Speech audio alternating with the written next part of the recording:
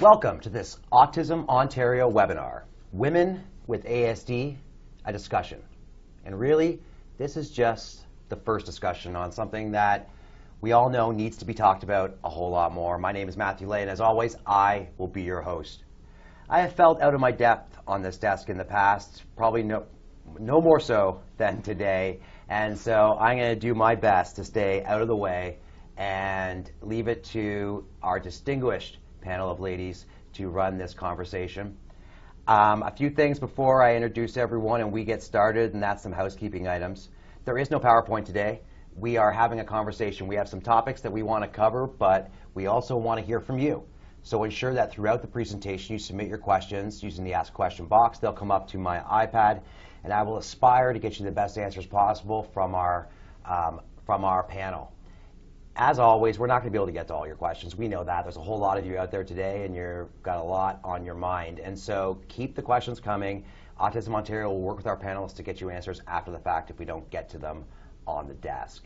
If you have any issues, don't forget to click the help button. And I will be referencing a number of resources throughout the presentation that will be found in the resource section. These help inform our discussion and allow you to dig a bit deeper into the topics that we will be discussing. All right, so with all that out of the way, let's meet our panelists. I will start with Anne Gingras, right? That's right. Not too bad. Not and too bad. A woman on the spectrum, a teacher, a wife.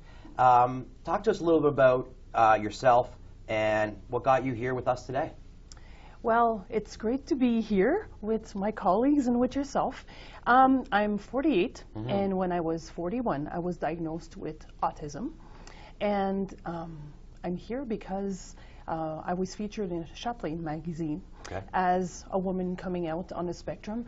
And I also help students on the spectrum, and I'm also the mother of a 25-year-old child, or young man, should I say, who's also on the spectrum. Yeah. So I look forward to our discussion. Yes, a unique perspective for sure. Christine Jenkins, researcher, also diagnosed as on the spectrum, and very active within the community. Talk to me a little bit about your history and how you journeyed here today.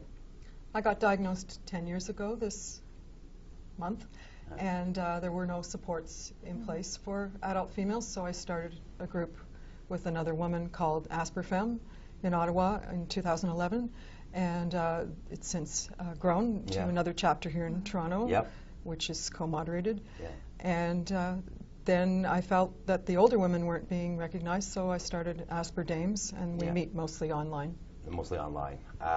And that's, I mean, I'm sure you all are aware, that's not an atypical story, the not having the supports. So very interested in the successes that you've had within those groups. Stephanie Moser, social worker in private practice in beautiful Peterborough, Ontario. What brings you to the desk? So I've been in private practice for a number of years, and in the last few years, interestingly, the people that I see who are on the spectrum has risen to be, I would say, 60 to 70% teenage girls or women on the spectrum who are getting diagnosed later. In the last couple of days, I've had 3 referrals for people who are looking for support, and for somebody who has the autism knowledge to do the counseling supports. So that's my background. I'm not, I should say, I'm neurotypical, so I'm the neurotypical member of the panel. So I'll be speaking from a perspective from the work that I do and not a personal perspective. Right. Well, let's start there. You're saying women being diagnosed, and we just heard the era. We're not going to give away. I think we gave away some ages, but not all. But that's clearly you were both adults, well into adulthood, with some experience under your belts when it did happen. Why the late diagnoses? Let's start with you, Anne. Why do you think that it's happening? Well, for my own personal story, it was sort of a fluke because I was at a conference. I was supporting students in my school board with autism, and I was at a conference about autism with Isabelle Hainaut, who works with women on the spectrum, and she was going through the checklist, and as she's going through the checklist, I'm saying, I resonate with every one of these markers, so I went to see her, and it was sort of a fluke, but it finally just explained all my life what had happened. I was always wondering, is it me or is it them? Yeah. Like I'd never fit anywhere, Yeah. and actually it was me, and that was like a big revelation. It's like, oh, it was me. And as I was looking at my students on the spectrum and my son and using strategies with them, they would work for me. So it was sort of, it took forever, but because I was a woman and I liked things to be in a certain way, it wasn't pinpointed as precisely as for men. So I Right. like to read and I like to write and I like music, and it's all socially acceptable for women, right? Right. At what point does it become autism, and what does it become needed for a diagnosis? Right. So that's why it took so long for myself. Christine, yourself in your groups that you're with, what do you feel is the primary reason for the late diagnoses? Well, in my case, I didn't have children, so Okay. I was missed because I would have been found 14 or 15 years sooner if I'd had, especially a boy, Right. on the spectrum. So we have a stereotype, and I have a hashtag, not just cute white boys, because that's really what it comes down to. We're seeing boys because we're Yep. looking for boys, and we're finding boys. And that's what, I mean, before I got this gig on this desk, that's what, we thought we heard on Oprah and the like. It was this story about how many young boys were being diagnosed. In your practice, seeing a lot of late diagnoses as well? I am. I'm seeing a trend to teenagers getting diagnosed. Okay. Women, girls on the spectrum, which I think is fantastic. So girls who are getting picked up a little bit earlier, Okay. but definitely women as well, older women who are, hearing, because now it's doing things like this. Yeah. Because it's out a little bit more in the media. There's more. I'm quite active on Facebook and social media, and there tends to be like groups and articles and information being shared. So girls and women are now reading information, and as Anne said, and Christine, they're like, oh, this provides some context, some answers. So I think the information, the more we can talk about it, the better, because people won't feel so isolated and alone, and that there's nobody else like them. And I think all of these resources are helpful. Yeah. Yeah. And that's what this is about today, right? Starting a Exactly. discussion and having, but without having the child, the mirror to have that occur, what are the risks? Like, what have you seen with people living without the diagnoses? A lot of anxiety, Yeah. depression, eating disorders, not personally in my case, but I see that in the Yeah. women that I meet. Just this square peg in the round hole, they just never fit anywhere Yeah. in their lives. And they start blogging and reaching out and find other women like themselves. Mine was a fluke too. I read Wired magazine in 2008, and Yeah. there was an interview with Amanda, now Mel Baggs, and he's a non-speaking advocate, makes videos, and Laurent Motron was quoted in that article and talked about perfect pitch, and that was my light bulb moment. I had perfect pitch all my life and never associated that as being a trait of autism. Would never have. Yeah, so, It just and I'm clicked known for for me. that. Yeah. Yeah. Really? eh? And when I read the article on Anne, we had a kinship right away Yeah. because of that musical connection. So. And that led me to writing for Spectrum Women magazine. Which I should note, Spectrum Women Magazine, we do have a link in the resource center, as well as a link to the AWNN community, Autistic Women and Non-Binary Network, which is one of these places where getting a support, if there isn't a group like you formed, is a good place to get started online. So you talked about these other things. I'm sure you see this a lot, right? You're not treating autism in your practice. You're treating the other things, right? Like. Yeah, I think obviously most people come to me have autism, or likely. I see a number of people who are questioning about an autism diagnosis. So definitely, when people are coming to see me, the lens of me, as I like to say, I do my work through a lens of autism. Right. So understanding sort of the nuances.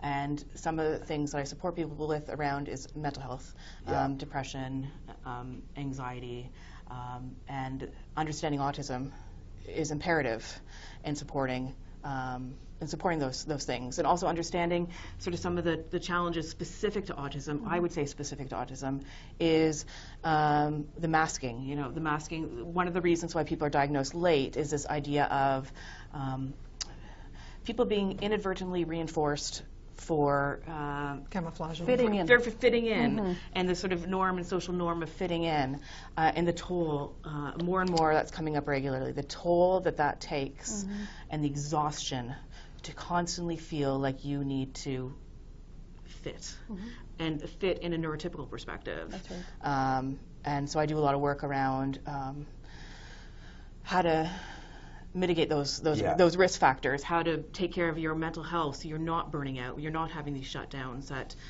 can really be detrimental to somebody's life. I don't know if that's something you both experienced. And a higher risk of suicide.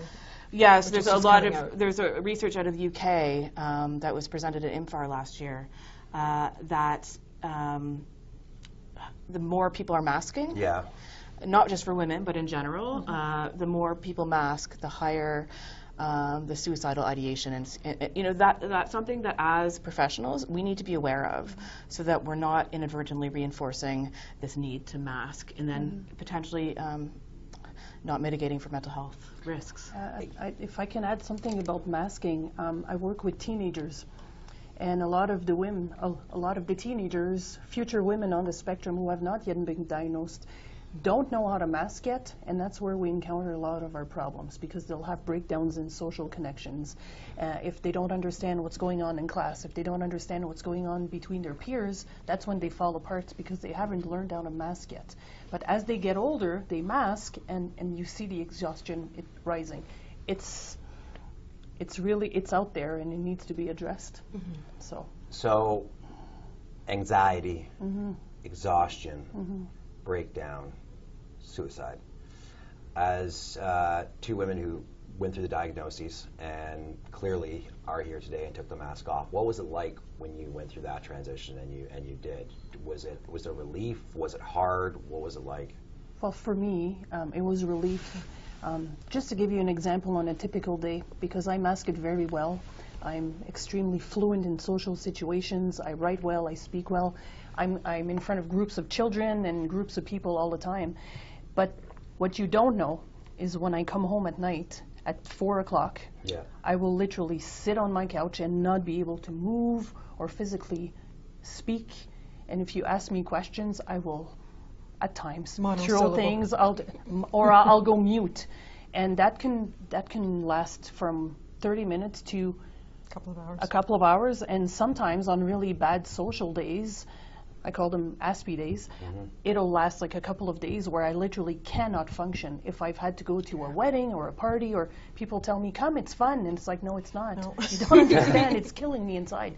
So it's really, really exhausting. So when I had the diagnosis of autism, I finally had that explanation of why I couldn't, and I could explain it more to people. Right? So, before we move on, similar experience for yourself? It was relief. Okay. I started crying at the debriefing.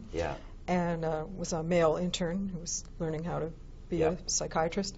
And he said, "Why are you crying?" And I said, "I'm so happy. I'm not crazy." And, you know, he'd never seen an older woman go through this process, and it was an education for him as a clinician. And it's all too often a reinforcement of one's self-awareness. And a lot of women, their intense interest is actually the study of autism, because it is so under publicized. So that becomes one of their obsessive areas of interest. It's everyone's personal choice whether or not to take the mask off at work or whatever, right? And that's something I imagine you deal with in your practice as well. Yeah, we have, you know, it's interesting. Some people will come in to say one of their goals is to be more socially fluid. And so we have a really, as a social worker, I want to make sure that I'm not reinforcing sort of ableist perspective, so seeing the neurotypical non-autism way as being the correct way of being. But I also respect if somebody wants to be more fluid in social situations, we'll have a conversation about what that means, and I'll definitely support people with that. But I also talk about, okay, so if you're going to wear the mask, which is important in some situations and Absolutely. necessary, how are you going to mitigate for that later? Right. So, we all met this morning, and we had breakfast and we're chatting. And the fact that I think, unfortunately, for many people in this day and age, rest is seen as a luxury, or rest is seen as something that... Or as a failure if you or need to failure, rest. yes. Mm-hmm. And so really what I talk about is, no, for autistic folks, more so than I think neurotypical folks, rest is a necessity. Yeah. We're recharging. Yeah. And so that's when we talk about social masking. We also talk about how to make sure at the end of the day, and if you have a partner, at the end of the day, that your partner understands, That's right. I need this. I need this time to sit. For many people, video games. I need the time, and women play video games too. Yes. I need the time to play video games to recharge, and that shouldn't be seen as selfish. That should be seen as Self-care is really self-care. important. Yeah, yeah. Well, we're all saying it. I'm saying it like I know, taking the mask off, taking the mask off. It is a catchphrase. And there's a hashtag on And a Twitter hashtag. by So- autistic folks, take the mask off. You're right. And so you just had a very politically correct answer, but I'm going to go over here and talk about, not tell anyone, but I mean, I have to imagine with the hashtag and with the conversation that most people, you would agree, maybe not, I'll ask you, that it's been better for you since you did. Would you both agree that taking the mask off has been better for you? I need to state, I don't do it all the time. We talked about this Yes, a few and minutes, that's what- and my mask is not always totally off. Right. It's in only very specific amounts of people and times and places where my mask will be totally off. I can maybe pinpoint 5 times in the past 5 years where I've been totally myself, and Right. I've been able to just be Anne with autism. Right. And Anne just doing what she wants to do. Because even within a family structure, you still need to wear that mask because you're the mother and you're the wife and you're the sister-in-law and you're the daughter-in-law and it's always, you always need to be on. You know what I mean? Yeah. It's Oh, I always know. like you turn that switch and you need to be on for others. Yes. So it's very, and the only time really that with Christine we met online, and it's nice because we can actually just let all the Let it boundaries hang go, out. just Yeah. let it be. Yeah. So Which, this is our second adult focused, first women focused webinar that we've done, but that idea of finding community is important, right? It is. Even if it's around interest or whatever, but in this case, it must be great. I'm going to go to our audience questions now, and I'm going to throw these out, and anyone who wants to answer can. Let's start with, what do you think needs to change to the autism diagnostic criteria or the diagnosis process so that girls can be identified earlier? The restrictive and Repetitive repetitive behaviors list is not suitable for Okay. determining whether a young woman or woman is on the spectrum. They're much too boy-oriented, and like fixation with parts of toys. Okay, I guess so. Just lining your dolls up in a row, is that the same thing? I or don't reading know. the same book. Reading 50 a book times. 50 times. Okay, it's seen as a girl thing to read books. Yes. But it's Yes. It's very, repetitive. very Yes, it is. repetitive, Very but much so. it's not considered unusual, Right. right? So it's the degree to which the interest is pursued, The Right. intensity. the intensity, and perhaps it's not totally age appropriate, like if you're into My Little Pony when you're 18, Yes. okay? Or you go to these geeky events, conferences, Comic-Con, whatever. I mean, there's a lot of those traits that would be missed. Yeah. Anything else you guys think would be important to look for or change in the diagnosis? Well, I do agree that it's around a lot of the women have been missed because their interests are, as you're saying, they're They're female interests. Female interests. Other girls have them I mean, this is a huge generalization, but Yeah. like horses and fantasy books. Boy bands. Yeah, it's the intensity, and those things are often missed. And I think the thing that needs to be looked out for too, there's this myth in autism that people with autism are not empathetic, which is a huge myth. Yeah, people with autism have maybe more challenges with theory of mind, understanding other people's perspectives and points of view.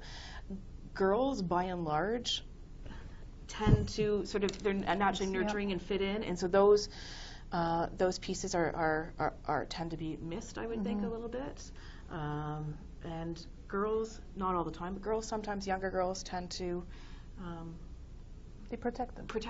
And so it tends not to be until the social situations become more complex and challenging All and the cliquing. cliques. In high school, that's where it falls apart. Yeah, when it be more not sophisticated, but the social interactions tend to become more complex, I guess. And I think that's addressing the stereotypes in society, whereas girls are quiet and they read and they like dolls and they love fantasy worlds. And if that's what women are expected to do, right? So when they do that, they say, oh, she's okay, she just likes to read a lot. No, you don't understand. Your child is reading 50 books a week. Yeah. We need to address this. It's a problem. Yeah. No, he's quiet, or they're succeeding very well in school. A lot of my kids on the spectrum hit the 80s and 90s because that's what they do. Yeah. But they don't fit in, and they're starting to realize at a young age, like I see them in our lunchroom, they come in and they're like, well, madame, we don't fit in anywhere. And I'm like, yeah, you fit in with us, but they've missed that mark because in our region or in whatever region, we will look for the males on the spectrum, and we don't tend to. Yeah, so I mean, that's why, one of the reasons why we are here today. A lot of the work that Autism Ontario does is awareness-based, and awareness and speaking and being a part of it. And what you may not know as an audience member coming to these webinars, because you're coming here for this information, is the more of this you attend, the more is seen that there is demand for this information, the more we can do, because a lot of this is done through public funding. Can I make a comment about that as well? So in terms of the diagnosis in girls, I think from my experience in talking to a lot of people, that autism is a behavioral diagnosis. Yep. And so in terms of the assessment, it's what people see. Often some of the girls that I see are quite bright, high IQs. Very compliant. And so it becomes a constant cognitive piece about how to fit in. So people aren't seeing the behaviors. I have a lot of clients who stim, so who will at home will go home and do things, rocking or playing with things, but they don't do that in public mostly Because it's not acceptable. It's not accepted, so it's not seen, but it's seen by families at home. At home, people, and I must say, I think people need to have access to the ability to find ways to stim and cope. Yeah. And fortunately, people don't always have access to those things.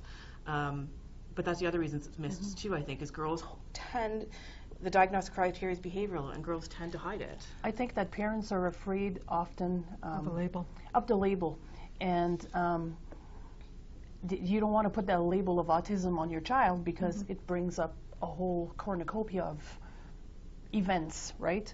And people are going to know, and I don't know how to handle this, but what they're missing is, and I'm talking about our young women on the spectrum, they know.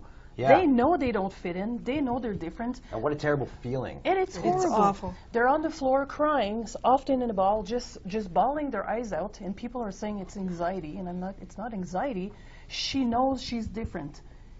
And yet we say, well, she'll grow out of it. No, she won't. It'll just get worse. She'll mask it. Yeah. Right? Try harder. Exactly.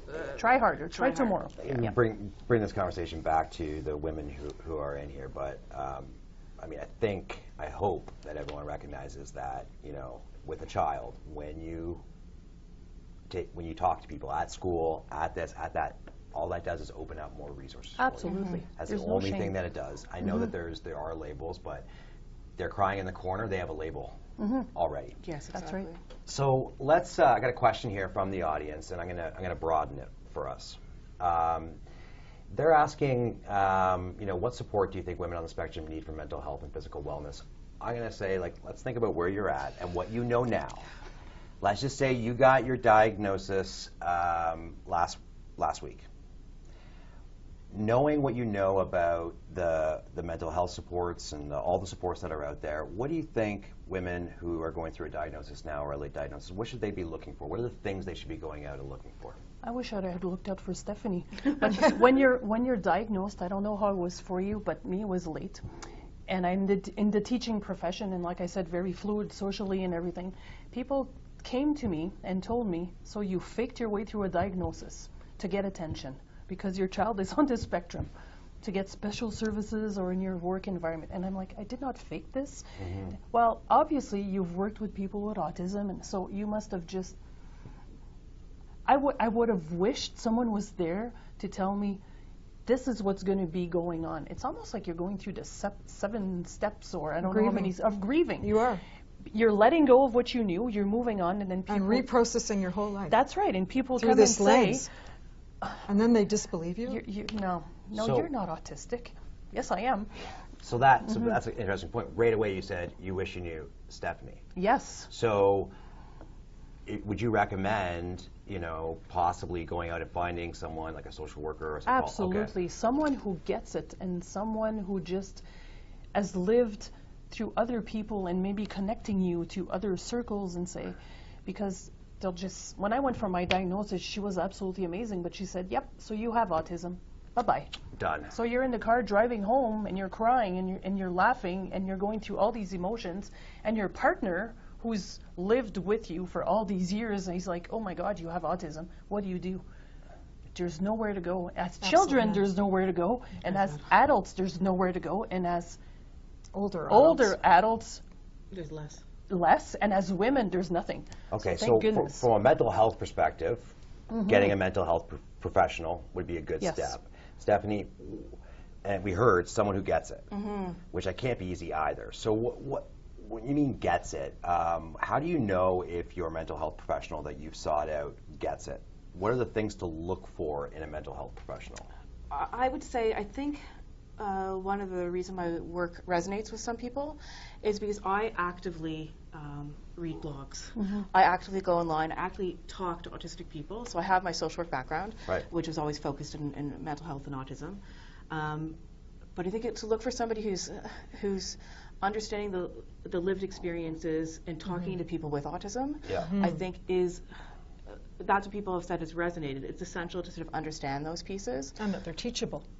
The professional is teachable. Yeah, and so the professional to not come and think, I don't think I come as I have expertise knowledge, but I'm not an expert of autism because I don't live it. And that makes a difference, because as a person with autism, we don't like being told what to do.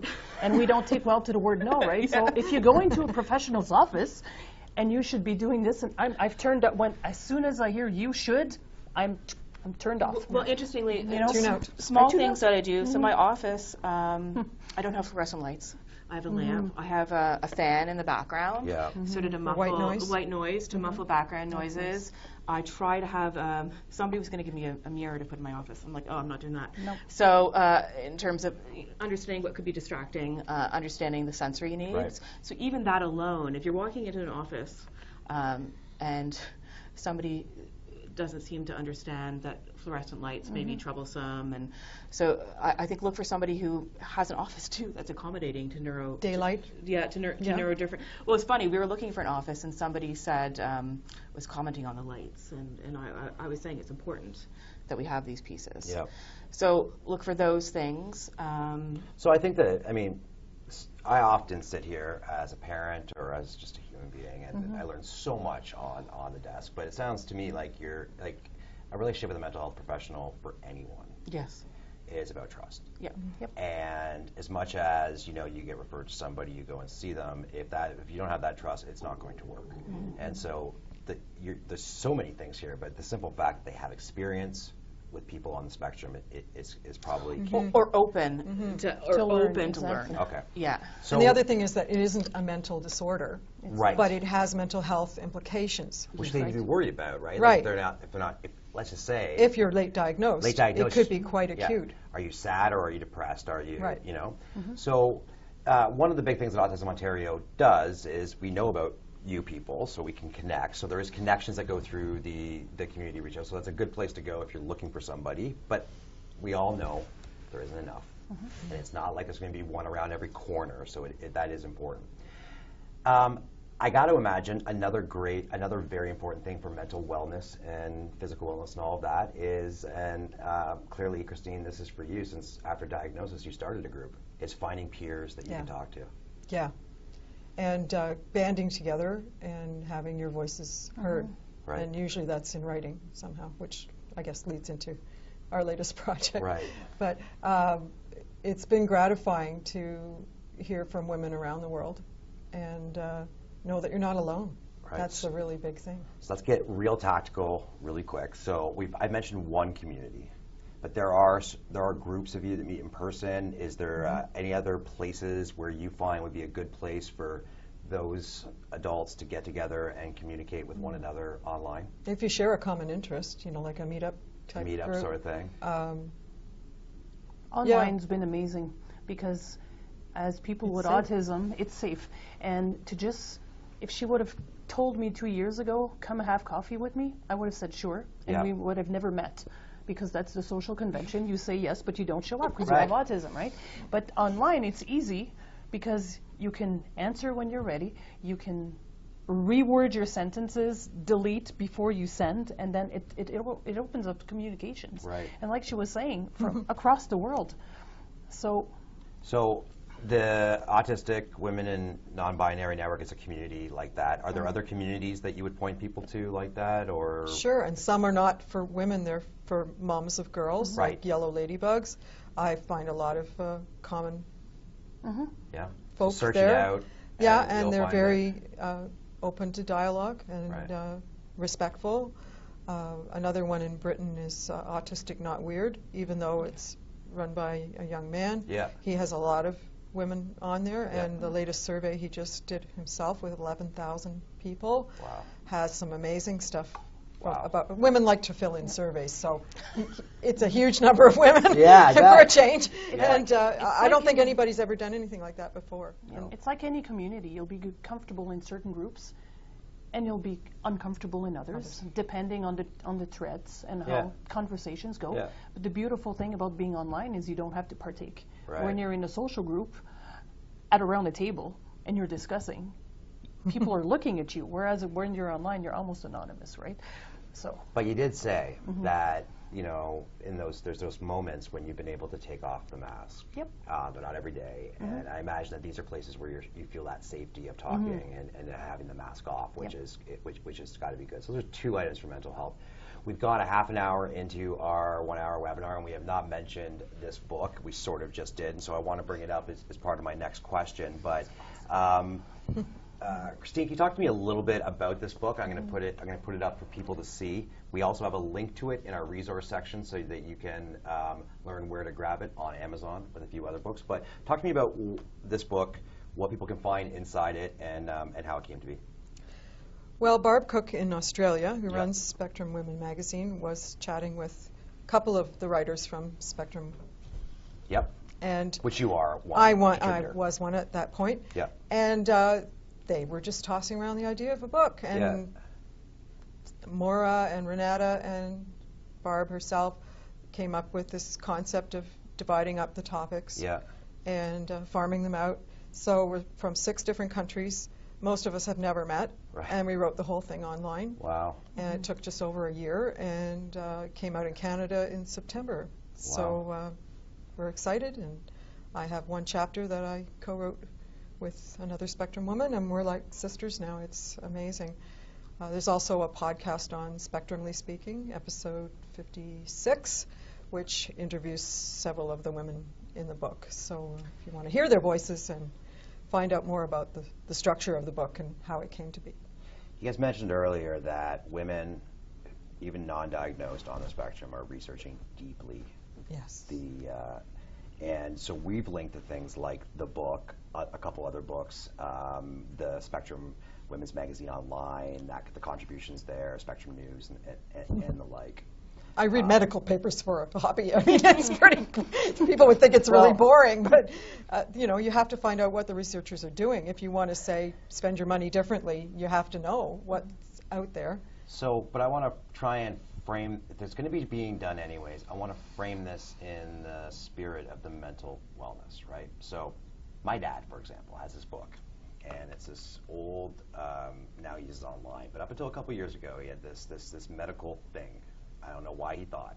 And anytime he saw something with me or my sister, he would go to this book, and how he could possibly diagnose us with everything with this book, I don't know. But it would be, you know, you've either got the sniffles or a brain tumor. Like, it was the worst thing, right? Yeah. And as you well know, with WebMD and that, it gets only worse when you start going when you start going down the rabbit hole. Do you feel that, you know, for women, do you wish that you had Spectrum Women's Magazine, books like this, and that when you first, this is good for, seek out the... That's why we wrote it. It's a letter to our younger selves. Yeah. It's the book we wanted to have when we were first investigating. There was nothing about women until Rudy Simone came out with a few years Girls. ago with Asperger's, and people just gravitated towards her because it was like the only resource we had. And in the past few years, so many things are coming out. It's really exciting because we don't want to be necessarily addressed as being special, but we need to be addressed somehow. And we never fit in anything before. So. Okay, so we've got, clearly mental health professional, find groups that you can meet with, and also you know, start maybe if you haven't gone too deep. There's a lot of great articles here on stuff. The book We All Wish You Had and the like, and then continue on that map are all things to help with mental health. I don't want to spend, this question has been a great question to open up a dialogue. And I want to move on, but before I do, last time on the desk, I had a physical trainer or a personal trainer.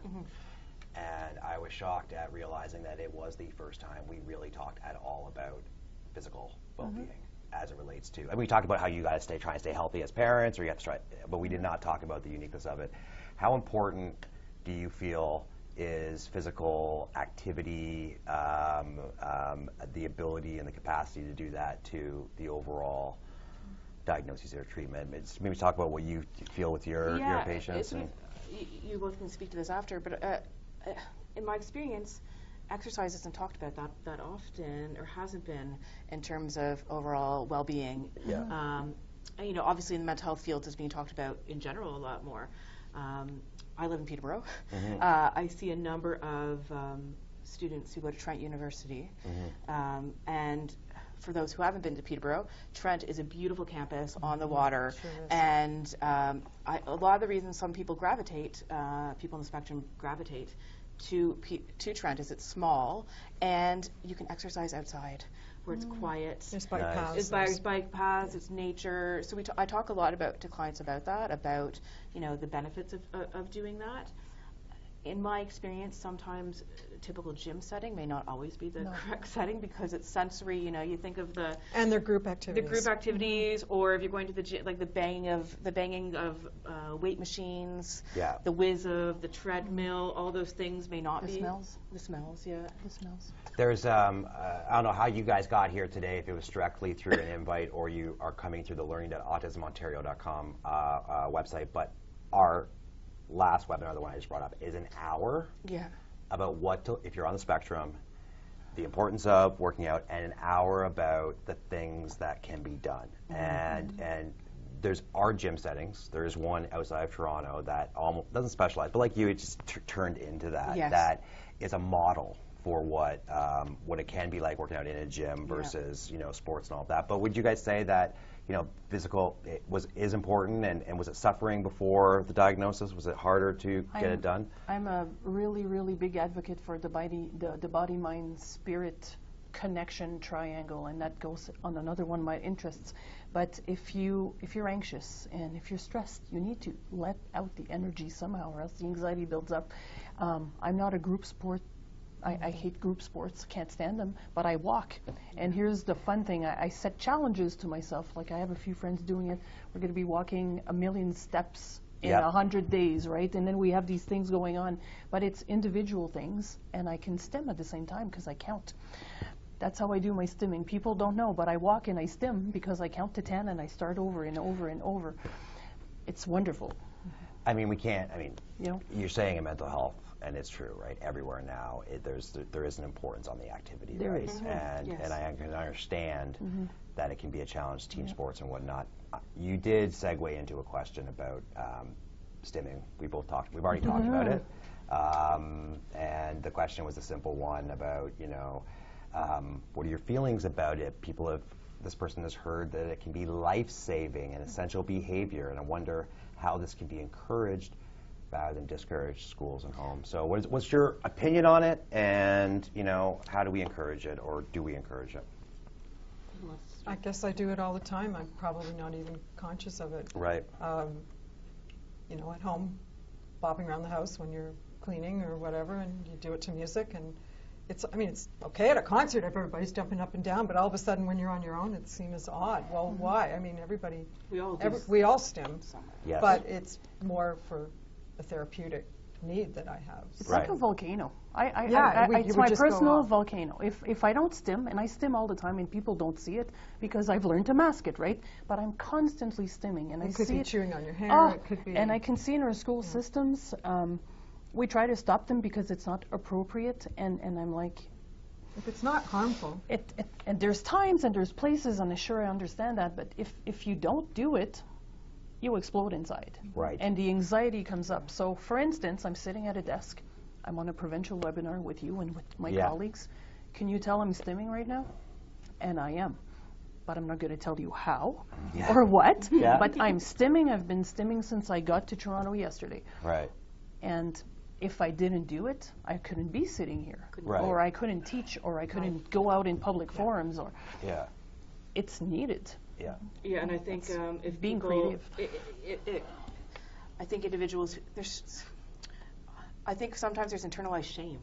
Yes, about stimming or internalized about being different. And so I often talk to people, I just name it, like, do you incorporate this in your day in any way? Yeah. Be it at home or at school, sometimes, going to the washroom if you need to, and finding ways to cope. Right. And stimming is a necessity for many helps people. with body awareness. It does. It's an emotional regulation tool. I've had comments from people. I have a particular young friend who stims, and she rocks. She does this all the time, and supposedly it's very annoying when she rocks to other people. Now, if she stops rocking, she can't focus, she can't concentrate, she can't write her work, she can't do anything. So I'll tell her, you can move now. So she starts like this, and then she's fine. She can do her work. She can. It's a self-regulatory thing, also, right? All right, I'm very conflicted I don't think anyone's conflicted on the importance of stimming, right? You've all said it, and the question was, they've heard it can be life-saving. It's important. It needs to happen. The conflict that I have is the mask-on, mask-off conflict, and is it actually a recommendation to find, if you're stimming right now and you've learned how to do that on this live provincial broadcast. Pretty good, eh? And you midway through brought up something that was in your hand, and what's happening would you recommend that people literally work to find stimming? Am I even saying it right? Outlets, sure. Stimming outlets that are less, call it, I don't know, annoying, or I don't know why that would be annoying, but bothersome to other people than the rock. Is that something you should do? Is try and find it? Do you think, or is it just whatever works? Don't worry about it. Just There's do it. a balance to everything, right? There's times you can't just. And those are conversations I have with people. Exactly. Is, the pros and cons of where you do it, and potentially you may look different. I hate the word appropriate. You may look different, and how do you feel about that? So it should be at the workplace, it might be a personal different. choice, and to say, if you're doing this at the workplace, what's the consequences potentially going to be? Yeah. So having a conversation with people about what makes sense for them. But what's wonderful in my world is I'm a teacher, and you're a teacher too. So I have a basket of stuff. My stuff's in there. My class is organized for me, but it works for everyone, not just for people on the spectrum. It works for anybody. So in my classroom, I'll have the box where I'll have the rings and the balls and the stuff. The so box. I'm constantly modeling for them. Yeah. Meanwhile, it's for me. Yeah. I think it's also important to say the piece that we're missing here, it just popped in my head, is I think we need to educate I think the fear around stimming is that it's going to isolate potentially a teenager or somebody more, impact the ability to build Relationships. peer relationships. Right. So I think the other piece that we need to talk about is we need to be educating other people, peers, The non-autistic people, so that difference isn't seen as being something that should be stigmatized. Yeah, because that was the question, right? It was about in the school, and being a teacher, clearly you can do that, but I think that not every school is in the same position as hard as everyone's working on this. And so this is where if you are asking on behalf of someone else or you're asking about the school, this is where parental advocacy and self-advocacy comes in. And in the school system, I mean, there are a lot of things going on in Ontario for awareness, and it's mental health awareness, it's autism. There's a lot going on with advocacy, and we've done a number of webinars. There's a number of ones going on about parental advocacy with a great. I can't believe I'm forgetting his name, but it will come to me, or someone will send me his name from Hamilton, my hometown. He helps you develop Ed Mahoney. Yes. Ed is amazing at with the education plans. Yeah, and also just the advocacy part in once school. you're 13, 14, as a young woman, you should be in on those meetings. Right. I mean, and then you could produce the stims and say, this is what I need to use in the class. You know what the biggest stim is for teenagers? It's their phone. Yeah, I bet. Yeah. Isn't it for all of us? It is, right? Yeah. So they'll spend you should see them go. And I'm like, what are you doing? Or who are you sending a message to? And sometimes they're just phones fidgeting on them. Yeah. Putting that out there. So I don't know if you felt like this has been hard so far, but we're going to get into the tough questions now. Okay. Because there are some things that need to be talked about. One just came in. I'm going to go with that one first and ease into it a little bit. But I think I think we can't be having an event like this today without talking about this. In light of the Me Too movement, what kinds of discussions are going on in the autistic community about consent and safety? Interesting that you talk about this. So I did a presentation just about this in May. The conversations need to be happening everywhere. I don't think there's a different conversation than neurotypical people need to have. It's about communication. Yeah. Social communication can sometimes be more of a challenge for autistic people. And so we need to be, I've unfortunately had a number of young women who've been in situations which caught them off guard. Okay.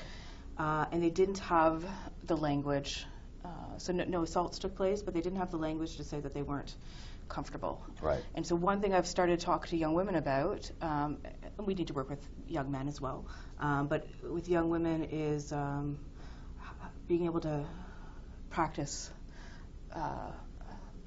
the difficult conversations so that you're not comfortable. Nobody likes conflict, and neurotypical people don't either. So how to have these conversations. We need to have conversations.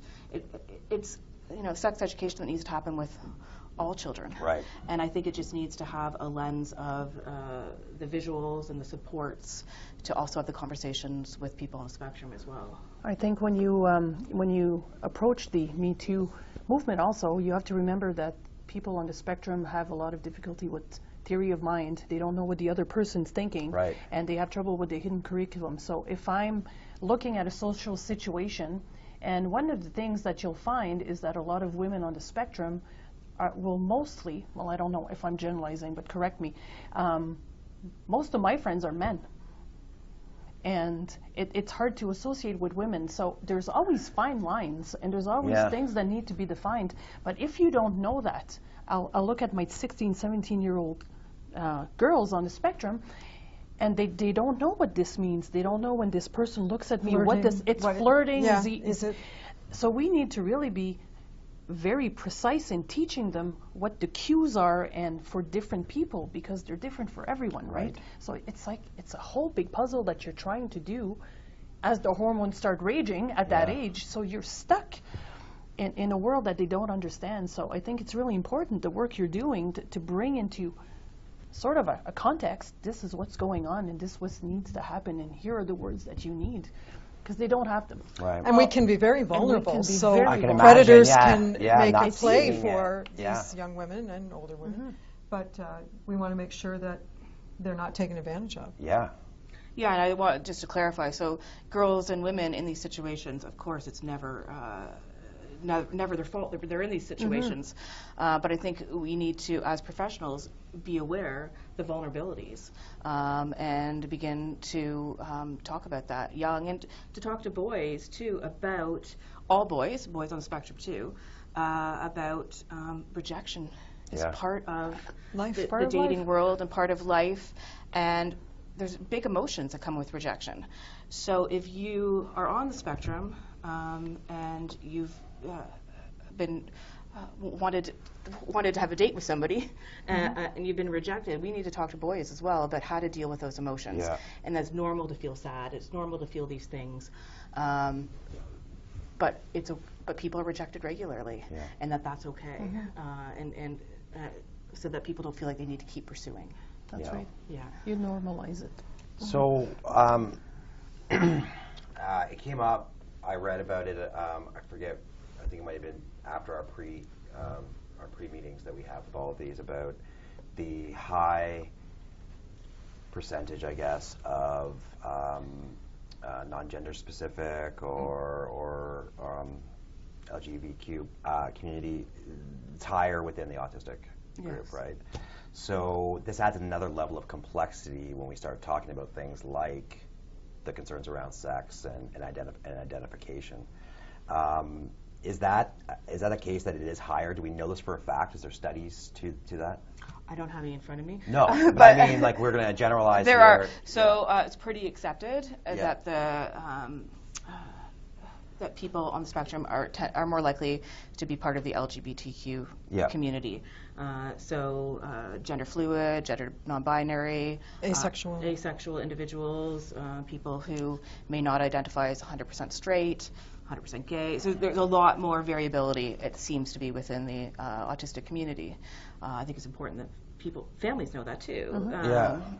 So what kind of, there's complexities still with that regardless, right? But what kind of complexities does that add to more women on the spectrum in this day and age? Like, does it make it harder for the diagnoses? Does it make it harder, I don't know, for treatment, or for, what do you feel is the impact of that? Or maybe you don't have any firsthand practical knowledge in your practice, I don't know, but what do you feel are the challenges that this brings?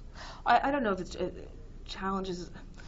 The awareness is important to recognize that this is sort of more prevalent within the autism community, and the acceptance piece as well. You know, it's just I think we're sitting up here as three, white women, which we need to talk about. But there's intersectionality, which means within the autism community, there are people who live with multiple oppressions. So obviously there's people on the autism spectrum who are people of color, who are non-binary, who are trans, and it just means there's potentially more stigma. Right. And the system, of going for health care, accessing services. I think the awareness, I don't think the autistic people need to know this. I think the system as a whole needs to know the variability within the autism community so that we can ensure access and appropriate access to services, to health supports, which may be different for the LGBT community slightly than the straight community. Right. Amy has brought up something there too about ethnicity, which we haven't talked about, but did bring up. We are all Caucasian on this panel from similar backgrounds. I'm assuming we didn't talk about it. In your support group, in the groups not support groups, but the groups that you found, or that, do you find a big difference, different challenges in different with people of different backgrounds, women of different backgrounds? Yeah, we haven't reached out specifically to different groups, but because diagnosis has been hard to find, certain cultural groups are not getting access to diagnosis, not promptly anyway. And there are clusters in certain populations, such as the Somali community, and they don't know why, and they're investigating whether it's environmental or genetic. And obviously we need to incorporate these marginalized groups too, because some of their languages, they don't even have a word for autism. So, it's a stigma that they're facing. Yeah. This is going to lead into a question, and this type of question that we've got coming in here shows reinforces a point that you all made earlier about just how educated this group of people is and how much research they have done generally. We don't usually get questions like this, but what are your opinions about identity first language? I am autistic versus people first language, person with autism. I'll use both, but I Okay. like to be known as Anne who has autism. Because if you take a look, if you tell me you're autistic, the first thing that people go through is what it looks like, supposedly according to the movies they've seen or what they know, and they try to compare me. But Yeah. if they say, oh, it's Anne, and she's quirky because she has autism, it's different. Right. And I found that if I switched that up, people don't treat me the same way. And I don't know if that's a good thing or a bad thing, but if I say I'm autistic, but I have autism, really? Then they want to talk to me. So I always use Anne and I have autism. I don't know. I don't It's know. bizarre, Maybe right? it's because I'm older. I don't care anymore. I don't care. I'm an autistic woman. It doesn't change I'm anything. an Aspie. I use call Aspie. myself. In writing, I tend to switch back and forth. And in our book, we Yeah. have a glossary at the beginning of terms and why we decided on identity first. That was something we had to negotiate, and I'm glad we stated it right up front. Yeah. I like to say I have autism. So I think And that it's not- I have this question don't often from, so I'm pretty active on social media, and interestingly, in the last couple of months, a few colleagues of mine have sent me private messages and said, I notice that you say autistic rather than person with autism. I always thought it was supposed to be person first language. And I said, I've done a lot of research reading, and I talk to my autistic clients. Most autistic adults now prefer autistic adults because they feel, this is my experience, they feel like you can't take away the autism and have... It's not an accessory, it's like not a handbag. you can't take it away, and you wouldn't want to take it away. But in my work, I But you ask. find that important right now? Yeah. Do you? You find? Online, like people Yeah, find it it's very, huge. it's huge. There's a lot of Really, debate eh? about it. And so I ask the question. I have the conversation with people come in. How do you relate to the diagnosis? And what language do you prefer? Yeah. That's the way Preference, to I do guess. it. What language do you Ask the prefer? person. It's a Yeah. preference, yeah. I feel as though today, and this is a really great part of the discussion that we just saw, that we're on the vanguard of something. How can we say whether it's the one way or another when we are just finding out and women are just basically Grappling with this. realizing this, right? And there's a uniqueness to being a woman that clearly I don't know and I am not educated to speak about, and I'm trying not to. But you know, we're just starting this process. Today is the opening of said dialogue. We did not get to 5 of the points we want to talk about, but we are out of time. And we have questions that were not answered. So I apologize to everyone, but I think that this was a tremendous discussion. We need to continue it, and I think I'm going to try and find ways for us to do that for everyone very quickly. But as we close things out, you have everyone's attention. Is there anything that you want to share with our audience, or just hope they take away from today's conversation? I think from my perspective, I think as I'll speak from a professional perspective, we just need to do a little bit more listening, and sometimes professionals need to take a back seat and do listening in order to do our job effectively and ethically as well. And it was lovely to be able to meet Anne and Christine this morning, and we had a great conversation, and hoping that it can continue. You guys, anything you want to share with our audience before you go? I think if you want to know more about autism and women on the spectrum, come find us. We're out there, and Yeah. we're willing to talk.